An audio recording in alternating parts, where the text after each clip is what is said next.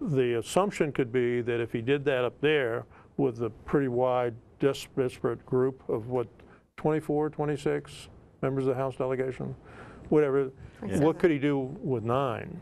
You know, could he bring people together? And that's the challenge. Whomever goes over as the next county executive is going to be able to deal with 9 political fiefdoms where these people do what they want. They buy and sell, you know, votes with each other, not in the corrupt form, but, you know, they exchange votes. And as a consequence, you know, it's just like a big circle. And I just don't see the county moving forward like it should be. Lynn has an idea which would fall right in line with what you're talking about with Fresher and Baker. You would tell me that you see him doing a good job if he is bolstered by good people. Right, if he can bring good people along with him. Yeah. And there are very talented people in this county and very smart people dedicated to public service, but you've got to have leadership from the top, and you've got to bring them in and welcome them into government service. Yeah, I think would be, I can envision a new county executive coming there with 7 bright new faces, 8 or potentially 9 bright new faces, and just saying, look, what is it that we want Prince George's to be? How do we want other people to see us? How do we see ourselves?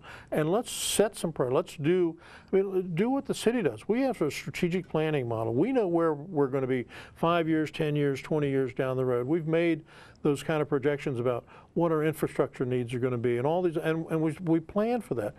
I don't see that down there. I mean, they have these master plan processes, but no sooner does the ink dry on them than they start making changes them.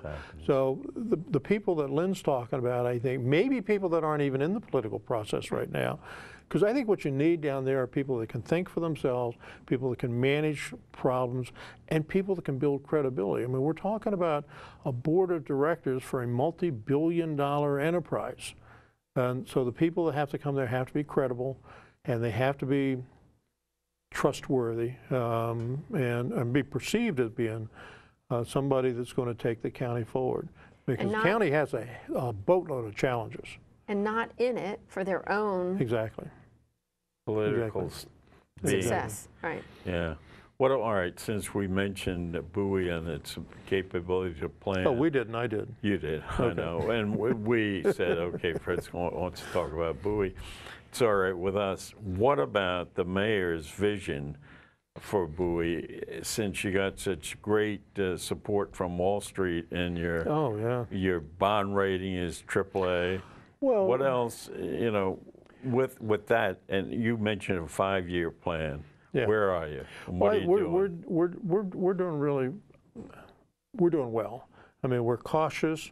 You know, challenging is the byword for us, but caution and being you know, sensitive to changing issues and concerns. But I think we're doing reasonably well. You know, the thumbnail sketch is we've got all the bills paid and we still have some money in the bank.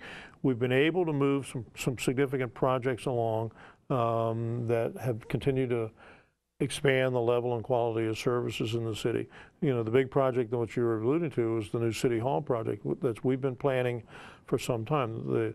The council prior to me bought some property down there at a fire sale price down there in Town Center back in the 80s, you know, when that mortgage problem came up back then.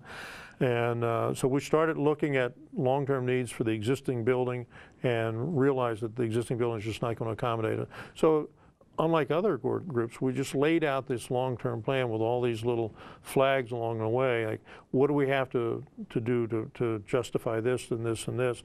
And we started with, here's the problem, how do you resolve it, as opposed to like some governments who, here's the conclusion, how do we justify this.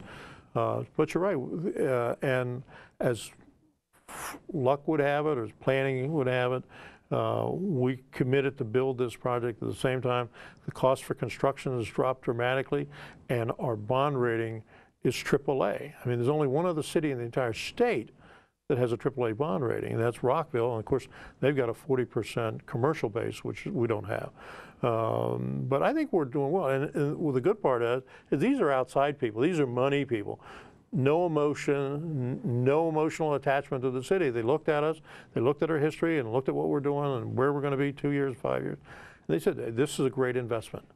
And by getting that AAA bond rating, the projected cost to borrow money dropped dramatically to the point that we're projecting now that because of that AAA bond rating, we're going to save over $4 million in costs related to the construction of the site. And we've already, the bids came in about $8 million under what we projected. So right off the top, we're about $12 million under what we thought we would be paying to do this. But it's still the single biggest capital project we've initiated. So every time I sign something, I sign the bonds for $15.5 million. And I just wanted all of my lawyer friends there to make sure that I'm not personally responsible for that. At 3.5%. 3.5%, yeah. That's pretty good. That's great. The bond market probably loved the Bowie bonds out there. Well, that's great. But that was a very positive. When are you going to cut the ribbon to start? Well, I want to do the groundbreaking probably early mid-September, and it's an 18-month project. So I'd like to, if all goes according to plan, we'd like to occupy the building in spring of 11. So it's a 3-story, 80,000 square foot building. When you look at it, because of the topography of the ground, it looks like it's a 2-story building. But if you come in the main entrance and go around to the right, you'll go down a floor where the police will be located. They'll have their headquarters down there. The architect, woman from Grimm Parker that laid out this building, she has done an incredible job. I invite anybody to go down and look at the designs for this building. They are, I mean, it is classic in design. This building's going to be here for the next century. And no matter what direction you look at it from, you don't see the back of a building. And it's all oriented to the light. It's a green building. You come up to the front, it's all going to be glass. The back of the building is glass. You'll be able to look through the building and see the lake. And the security in it is going to be very, very subtle.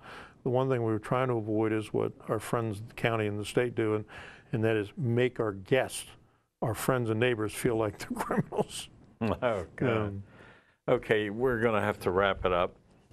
Lynn, anything you'd like to say? I know this is casual, and I know we're in the summertime and things like that. Any prediction that I should have? Oh, I think we have a very challenging upcoming legislative session in January, and major cuts to come even before then. Wow. $500 million cut between now and then, big cuts after the next year. Absolutely. Big prediction is on the federal level, the health plan is dying. What do you think about the health plan? I think it's on life support. I think the health plan is going to make it in some form or the other. I think the public option will no longer be part of it, but I think there'll be some form of health care legislation coming down, and I think it'll pass. I'm much more skeptical than I was maybe 90 days ago when they first talked about it. So that's it. I always like it, the last word to be mine, but what can I say? What's new? Yes. So good evening, everyone, and thanks for joining us here on Talk of the Town. And we'll see you again next month, and hope everything is well, and I hope your summer's been a good one so far. So that's it.